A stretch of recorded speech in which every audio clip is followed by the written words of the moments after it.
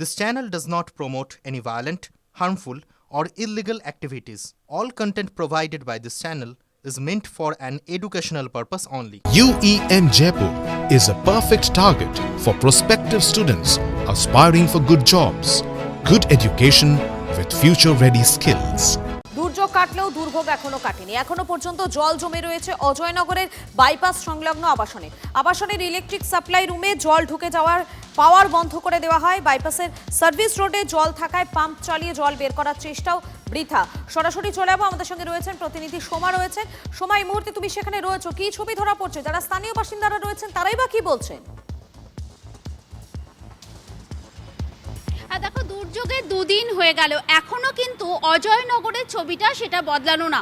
দেখো, অজয়নগরের রাস্তা, যে রাস্তায় এখনো পর্যন্ত কিন্তু হাঁটু পর্যন্ত জল রয়েছে।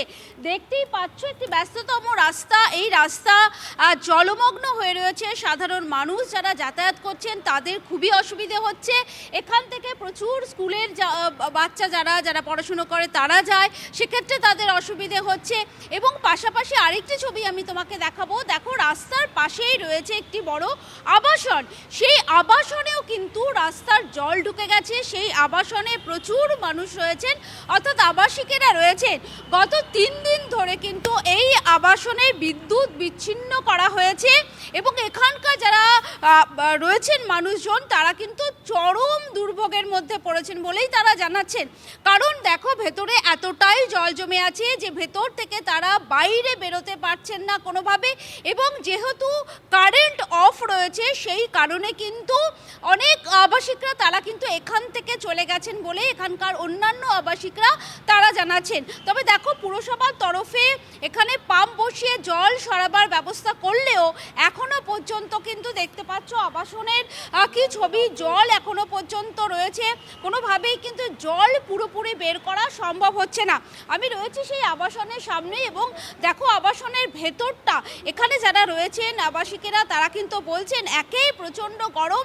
এই গরমের মধ্যে ইলেকট্রিসিটি তাদের এখন অফ রয়েছে এবং ভেতরে এতটা পরিমাণে জল জমে গেছে যে তারা বাইরে বেরোবার মতো অবস্থা নেই। এমার্জেন্সি কারণে তাদেরকে বেরোতে হচ্ছে এবং তারা এটাও বলছেন যে ভেতরে অসুস্থ রোগী রয়েছে, সেক্ষেত্রে তাদের খুব অসুবিধে হচ্ছে। ফলে দেখতেই পাচ্ছ, একদিকে যেমন এই আবাসনের ছবি, অন্যদিকে কিন্তু রাস্তাঘাট, সেই রাস্তাতেও কিন্তু প্রচুর পরিমাণে জল রয়েছে। এবং এখানকার মানুষজন তারা যেটা বলছে যে তারা কিন্তু বিগত 21 বছরেও এরকম অবস্থা এখানে হতে দেখেনি, কিন্তু এখন যা অবস্থা তাতে কিন্তু তাদের খুবই অসুবিধার মধ্যে পড়তে হচ্ছে। আমি একটু কথা বলবো। কি অসুবিধা, কতটা অসুবিধা? সাংঘাতিক অসুবিধা। খাবার জল নেই, কোনো লাইট নেই, নেই, সাংঘাতিক অসুবিধা। এর ভাষায় প্রকাশ করা যাচ্ছে না। এরকম আগে কখনো আপনারা না, দেখেছেন? এই আমার 80 বছর বয়স, এই প্রথম দেখলাম।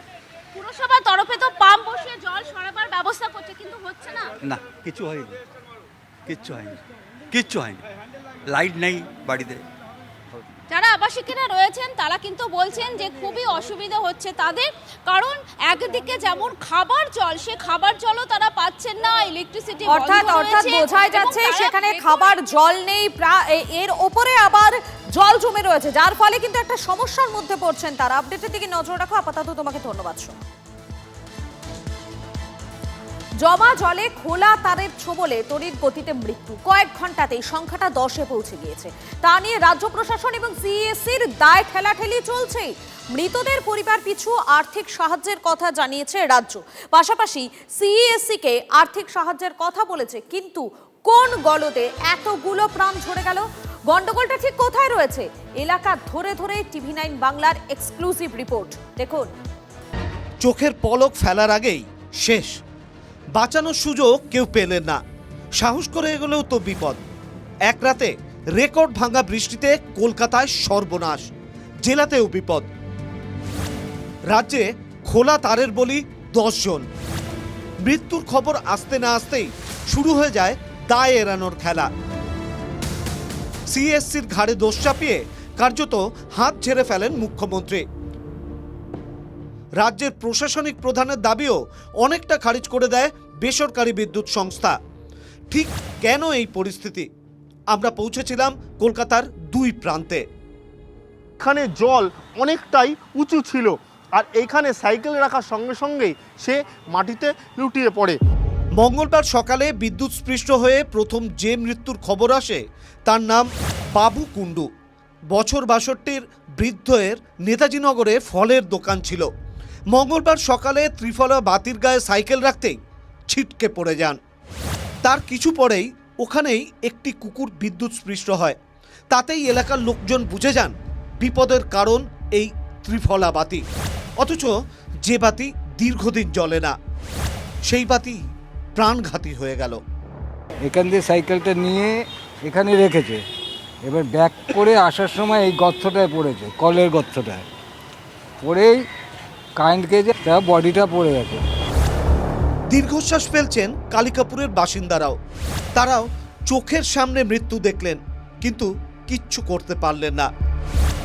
কালিকাপুরের এই পুলিশ কিয়স্কই ছিল মৃত্যু ফাঁদ। পুলিশ কিয়স্কের মাথায় জ্বলজ্বল করছে বেসরকারি সংস্থার বিজ্ঞাপন। সেখান থেকেই যে খোলা তার বেরিয়ে আছে কে জানতো। বছর ৫৩ রামগোপাল পণ্ডিত এক কোমর জলে ভারসাম্য রাখতে পারেননি। তার সাইকেল কিয়স্কে আটকে যেতেই সব শেষ। পুলিশের যে কিয়স্ক সেটাই মূলত ক্রস করতে গেছিলেন এবং তারপরই তার সাইকেল এখানে আটকে যায় এবং মাটিতে লুটিয়ে পড়ে। উনি এই সাইডে যেতে গেছে, যখন উনি সাইকেলটা এদিকে ঘুরাতে গেছে, হাতটা ওখানে দিয়ে চাপ লেগেছে ওনাকে, ওই পুলিশের ওই ভুটটায়, তখনই ওনাকে টেনে নিয়েছে। উপরে কি লাইট জ্বলে, তো এটা তো আপনার অ্যাড দেওয়া আছে কিছু, ওখানে লাইট জ্বলে। হরিদেবপুরে মৃতের পরিবারের সঙ্গে ফোনে কথা বলেন মুখ্যমন্ত্রী। পরিবারের পাশে থাকার আশ্বাস দেন। ইকবালপুরে মৃতের পরিবারের সঙ্গে দেখা করেন মেয়র। কলকাতা কর্পোরেশন আর পুলিশের জন্য ওরা মারা গেল।